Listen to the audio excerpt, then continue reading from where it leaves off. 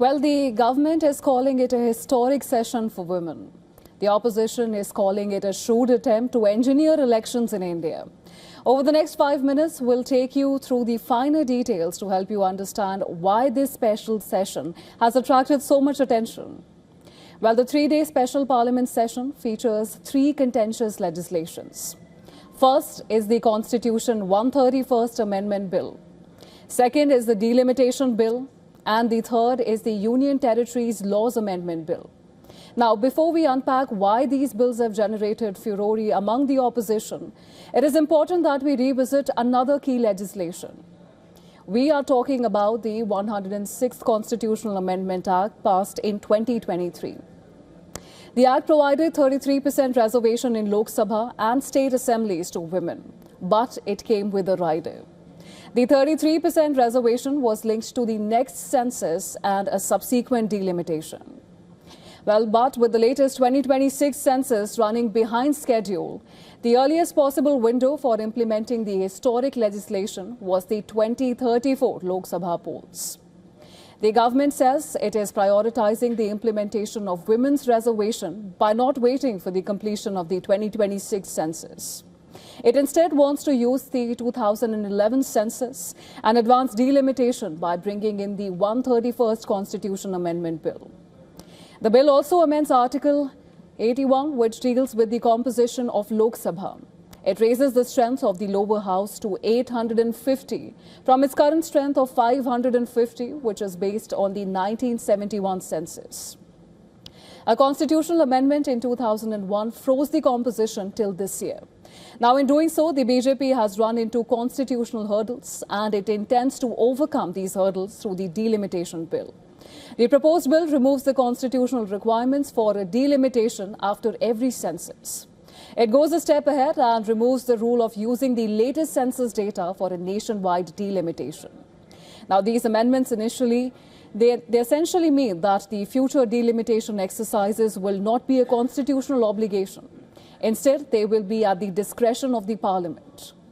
While the opposition has rallied against these legislations and raised 3 pertinent questions. The first is, why is the government linking women's reservation to delimitation? Second, if the intent is to immediately implement women's reservation, why is the government clubbing the delimitation bill with women's reservation? And the third question, why did the government not opt for thorough consultations to take the opposition into confidence? Well, opposition parties allege that the women's reservation issue is a mere smokescreen. They say it is a backdoor attempt to fundamentally alter India's electoral architecture. The opposition has argued that using the 2011 census will disadvantage the backward classes. And by advancing delimitation, the BJP intends to manipulate electoral constituencies to its advantage. Well, at the heart of the opposition's concerns are the constitutional changes around delimitation. And here's why it is so contentious. Firstly, the decisions of a delimitation commission are beyond judicial review. Opposition fears that an Assam-style delimitation will put opposition at a disadvantage. Southern states fear that a delimitation based on 2011 population figures will significantly tilt the electoral balance in the favor of northern states. And this is because southern states have been more successful in population control than its peers in North India, which would translate into a reduction in their share of seats in an expanded Lok Sabha.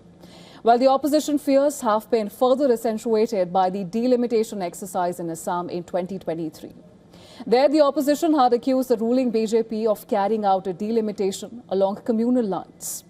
It alleges that the exercise reduced Muslim majority seats and deliberately used the 2001 census instead of 2011 to suit its political needs. Now, it has also flagged discrepancies as large as 33% in population in the largest and smallest constituencies in the state. Further, the exercise was carried by the Election Commission instead of a delimitation commission.